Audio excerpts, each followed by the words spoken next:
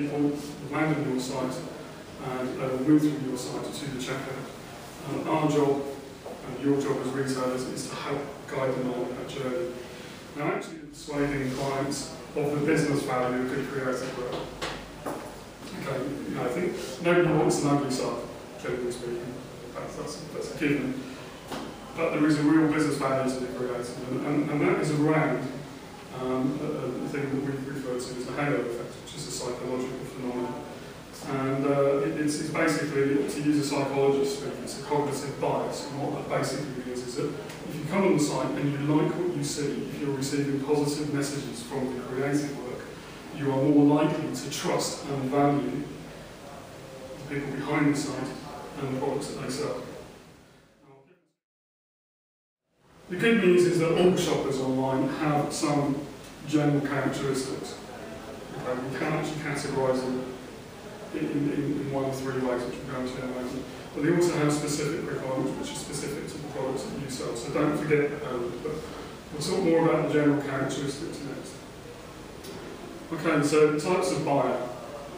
And this is a long-standing piece of e-commerce usability law. There are three types. So the trackers know exactly what they want. So think about the guy who's buying a printer cartridge.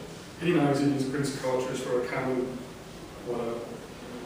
Hunter knows, like the guy with the wire cutters, so I want a new pair of wire cutters. Which ones do I want? Okay, and the explorer, probably, perhaps more on you guys, not quite sure what they want. Fundamentally different buying psychology.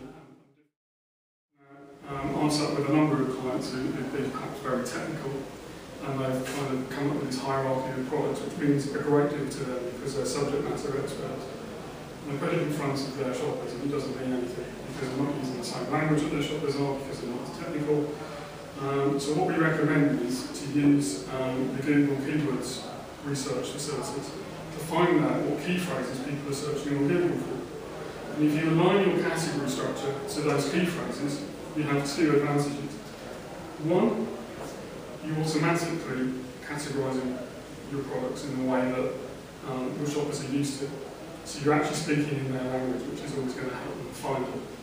And the second one is, because people are using those keywords to search Google, by having your category pages aligned to those keywords, you automatically have an SEO landing page for that keyword term.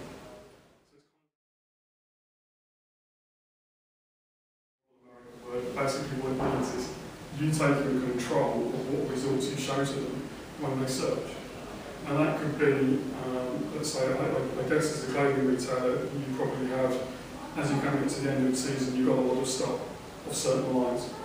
Okay, so merchandising would mean that, say you've got one particular pair of jeans that you want to sell, and so many types of jeans into search engines. Well, you can fix, if you've got the right technology, you can fix it so that particular product that you've got stock of is the one that comes at the top of the search results. So you encourage people to buy the items that you've got in stock. Yeah? So merchandising, it's a little bit, it's called merchandising because it kind of comes from the same idea that if you were in a normal retail space in a shop, you would have areas in the shop that, you know, if you park, you know, think about water stands, like park books and tables, in strategic places that people always walk past. And they always put their best sellers on there. There's reasons for that. It's the same kind of thing. It's about products and placement. And we tend to find that if there's one area that retailers tend to commonly fail at, it's the product page. Okay? It's not so much around the design of the product page, because hopefully we're there to kind of, or agencies like us are there to assist with that, but it's often down to the richness of the information.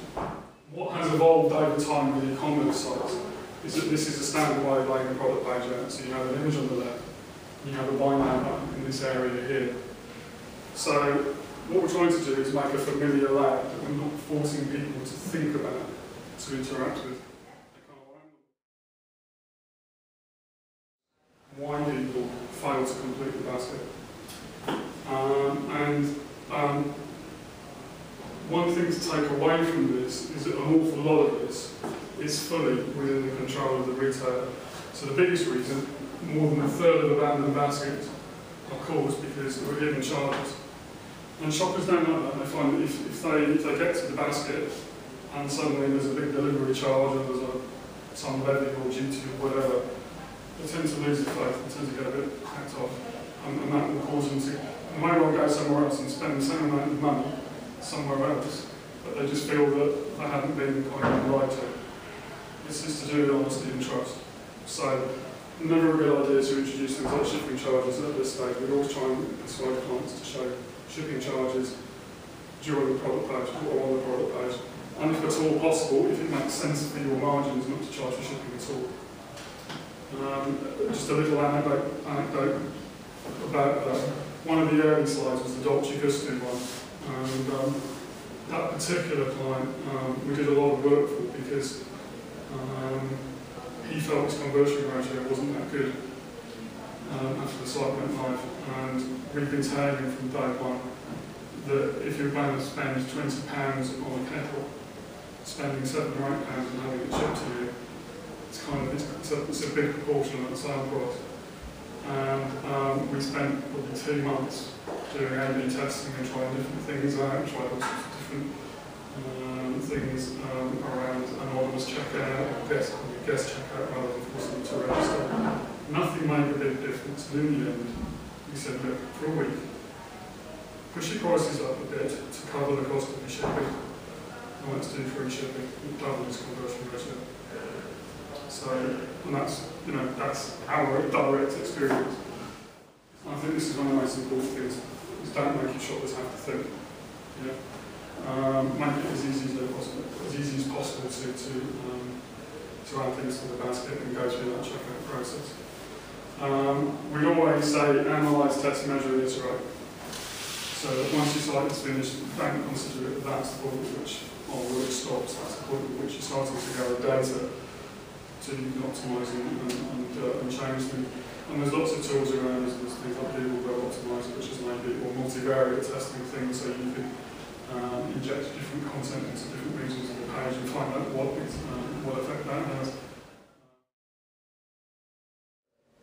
We would contend that you can have a clean layout that doesn't have a lot of white space. And the reason for not having too much white space is because the amount of information, the amount of real estate you've got is reduced if you have lots of white space.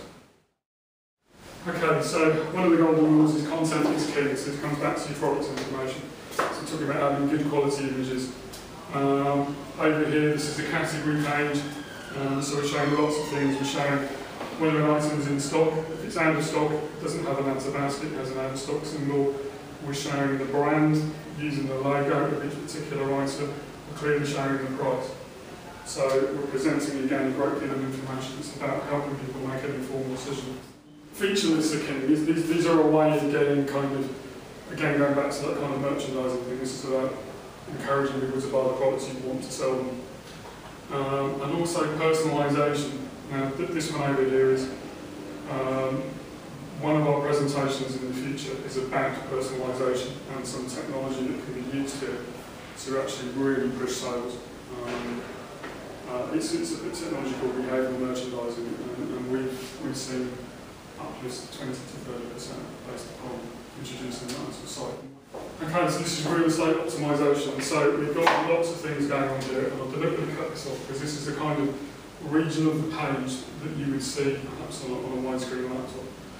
And I just use the expression above the fold, which comes from broadsheet newspapers, where when the big newspaper was folded over, the important stuff was always above the fold, so it's visible. Same thing applies on the web. So we've got a lot going on here. We've got lots of products, we've got shop by brands, we've got some featured stuff. I like to believe this still looks quite clean and elegant, but there isn't a lot of white space there. So this is what I'm talking about, optimising the real estate, and not having huge areas of white, because they reduce the amount of information that you get. Reviews and recommendations really work. Reviews work because consumers will trust each other, not necessarily the retailer. So reviews and recommendations goes by another name, which is user-generated content. And they say this thing about user-generated content drives conversion beyond your product pages. What we mean by that is that people will go and talk about it. So you're actually kind of encouraging people to have a dialogue about your product.